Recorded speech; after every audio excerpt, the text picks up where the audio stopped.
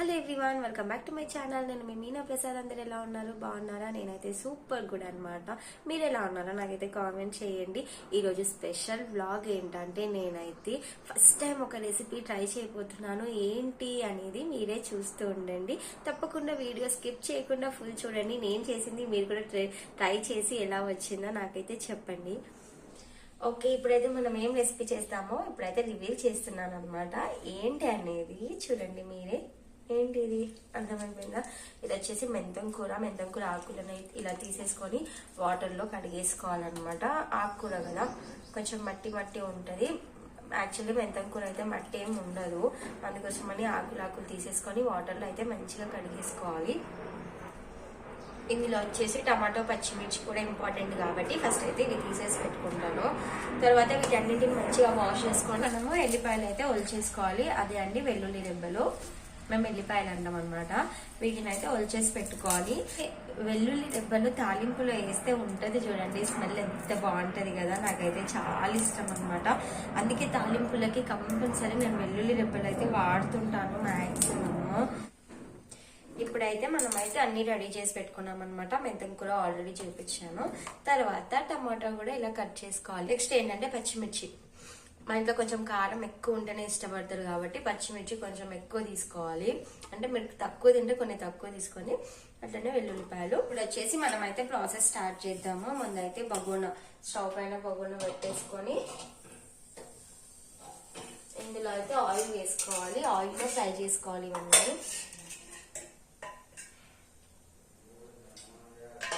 Oil వేసేసుకున్న తర్వాత కొంచెము ఆయిల్ హీట్ అవ్వాలి. ఆయిల్ హీట్ అయిన తర్వాత కొంచెం జీలకర్ర వేసేసుకోండి. మనము క్వాంటిటీ ఎంత అంటే కొద్దిగా చేసుకుంటే కొద్దిగా వేసుకోండి, ఎక్కువ చేసుకుంటే ఎక్కువ వేసుకోండి. నేను ఎంత వేస్తున్నాను, ఇంకా కొంచెం. సిమ్లో పెట్టేసుకొని ఫ్రై చేసుకోండి, లేదంటే మాడిపోతాయి కదా. తొందరగా వేసేసుకుంటే జీలకర్ర వేసుకున్న తర్వాత పచ్చిమిరపకాయలు వేసేసుకోవాలి. కొంతమంది ఎండుమిర్చి కూడా వేస్తారు, కాకపోతే నేను ఎండుమిర్చి ఏమి వేయట్లేదు, ఎందుకంటే తాలింపులో వేస్తాను కాబట్టి. ఇప్పుడు వచ్చేసి ఓన్లీ పచ్చిమిర్చి వేస్తున్నాను. జీలకర్ర ఫ్రై అయిపోయింది.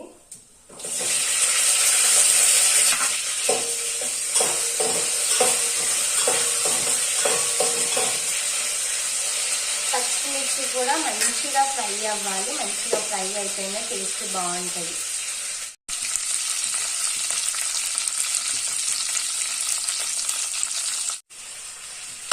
పచ్చిమిర్చి ఫ్రై అయిన తర్వాత మనం మెంతం కూరలోని వాటర్ అన్ని తీసేసుకొని మెంతం కూర కూడా ఆయిల్లో వేసుకొని మంచిగా ఫ్రై చేసుకోవాలి. ఎందుకంటే మెంతం కూర చేదు ఉంటుంది కాబట్టి మనకి దీంట్లో ఉన్న పచ్చిదనం అంతా వెళ్ళిపోవాలి.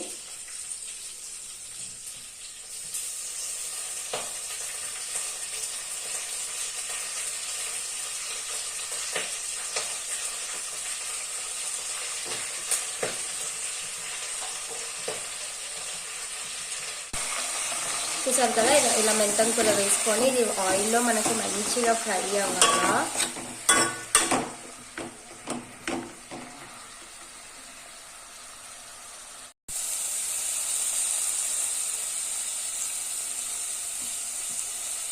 ఇలా మెంతం కూర మొత్తం ఫ్రై అయిపోయిన తర్వాత మనమైతే మిక్సీ జార్లోకి వేసేసుకుందాము.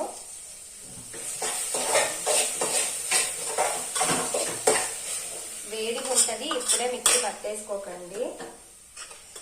చూసారా, ఇలా మంచిగా ఫ్రై అయిపోయింది కదా.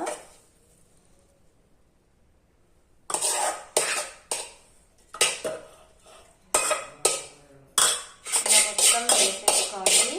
ఏంటంటే ఒక్కొక్కరు ఒక్కొక్క స్టైల్లో చేస్తారు.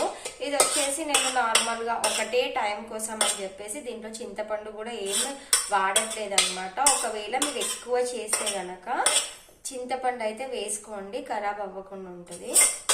ఆయిల్ వేసుకొని టమాటాను అయితే ఇందులో వేసేద్దాము.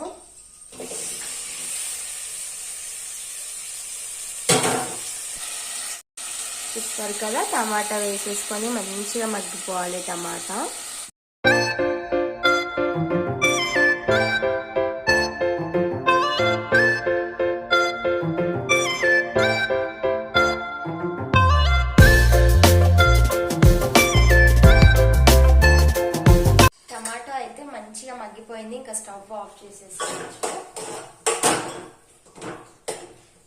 వాటర్ అంతా ఎగిరిపోయింది. ఇప్పుడైతే స్టవ్ బంద్ చేస్తున్నాను, కొంచెం చల్లారనిద్దాము. ఇప్పుడు వచ్చేసి మనం ముందుగానే మిక్సీ జార్లో వేసుకున్నాం కదా పచ్చిమిరపకాయలు, అలాగే మెంతి కూర ఫ్రై చేసుకుంది, అదైతే ఒక్కసారి మిక్సీ పట్టేసుకోవాలి. అలా ఒకసారి పట్టిన తర్వాత ఉడకపెట్టుకున్నాం కదా ఆ టమాటాను కూడా అందులోనే వేసేసుకోవాలి. వేసుకున్న తర్వాత వెల్లుల్లిపాయలు అలాగే రుచికి తగినంత ఉప్పు వేసుకొని మంచిగా మెత్తగా పేస్ట్ లాగా చేసుకోవాలి. చేసుకున్న తర్వాత మనం ఇందులోకైతే తాలింపు వేసేసుకోవాలన్నమాట. తాలింపు ఎలా వేయాలంటే ఒక చిన్న కడాయి పెట్టుకొని అందులో ఆయిల్ వేసుకోవాలి. ఆయిల్ మంచిగా హీట్ అయిన తర్వాత జీలకర్ర ఆవాలు వేసుకోవాలి. అవి ఫ్రై అయిన తర్వాత అంటే చిటపటలాడిన తర్వాత కొన్ని వెల్లుల్లి రెబ్బలు అలాగే ఎండుమిరపకాయలు వేసుకోవాలి. నేనైతే ఒక 2 వేసాను, ఎందుకంటే నా పచ్చడి తక్కువ ఉంది కాబట్టి తక్కువగా వేసాను అనమాట. అలాగే కొద్దిగా కరివేపాకు వేసుకోవాలి. కరివేపాకు కూడా మంచిగా ఫ్రై అయిన తర్వాత ఇదంతా మనం పచ్చడిలో యాడ్ చేసుకోవడమే అనమాట. మనకి ఎంతో టేస్టీ అండ్ హెల్తీ పచ్చడి అయితే రెడీ అయిపోయినట్టే. ఎంత టేస్టీగా ఉందంటే పచ్చడి నేను చెప్తే బాగుండదు, మీరు చేసుకొని తింటే మీకు టేస్ట్ తెలుస్తుంది అన్నమాట.